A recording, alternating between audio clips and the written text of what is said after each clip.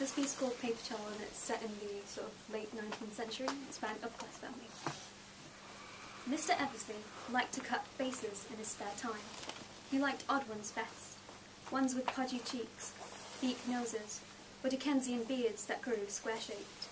He would hold up a small black card and a pair of fine scissors and glance at the guests in the drawing room. Then he would cut. Meanwhile, the sitters would tug at their collars and try to stay still. "Done," Mr. Eversley would announce, peeling away the sliced image.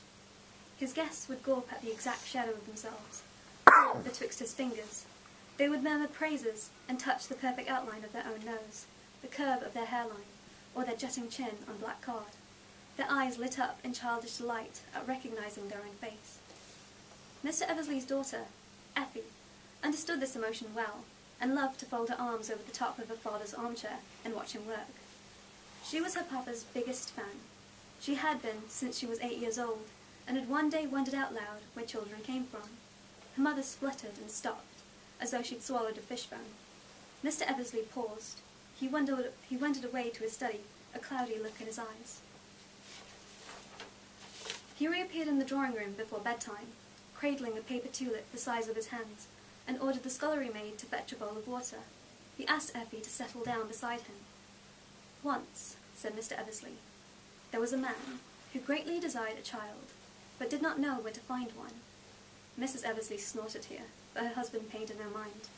He searched all over town, but to no avail, until one day he was given a tulip and told to plant it. Effie tipped her head to one side. "But this was no ordinary tulip," said Mr. Eversley. He dropped the paper flower into the water bowl. It ducked and slid along the liquid before settling in the centre. "Watch," said Mr. Eversley. The corners of his eyes crinkled. Effie loomed over the bowl. The water tickled the flower. It yawned and unfurled its petals to present a small roll of paper curled up in the middle. As the petals opened, the paper curl stretched out tiny arms and legs and became the shape of a girl. "It's me," Effie gasped. And it was. The silhouette had her long, sloping nose, her little pointed chin, and her curls tied up in a ribbon. "Yes," her father said. "You wish to know how you came to us. You did so in a flower." "Isn't that one of Mr. Anderson's stories?" Mrs. Eversley accused. "It's an adaptation," said Mr. Eversley. "And where did you find me, Papa?" cried Effie, still looking at the girl in the tulip. "I fought a witch to get you." Effie giggled. Mrs. Eversley scoffed. "And I suppose I did nothing." More paper puppet shows were to come after the first, each one more intricate than the last. There was Peter Pan, who wore a tunic of tiny paper skeleton leaves, made jagged with the edge of a blade. He was attached to a string so that he could swoop over Effie's tulip boat and ask her if she were a fairy that had lost her wings, since she was so small. "Come with me, and we shall sail your tulip boat across the mermaid lagoon. Then I shall teach you how to fly," said Mr. Eversley, in a thin boy's voice. He sat beside Effie on the drawing-room floor, legs sprawled, hair dishevelled. Effie did not think he made a very convincing Peter, but she did not mind. She cried when her paper tulip wilted. The petals drifted apart, and her doll sank to the bottom of the bowl. It tore when she lifted it, and crumbled between her fingers. The next day, her father conjured a new doll for her to play with, and she was soon smiling again. She tugged him towards the drawing room, clamouring for his stories.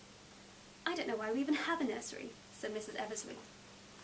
The silhouettes all ended up in Mr. Eversley's study eventually. As Effie grew older, she was no longer permitted to play with the dolls.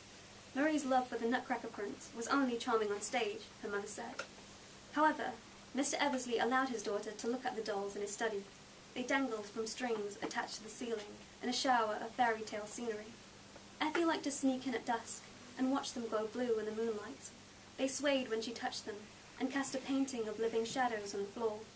Her father's favourite, Peter, stayed by the window, under a cluster of stars. There was also a zoetrope of Effie's. The wheel of paper girls held hands and whirled slowly in a ring.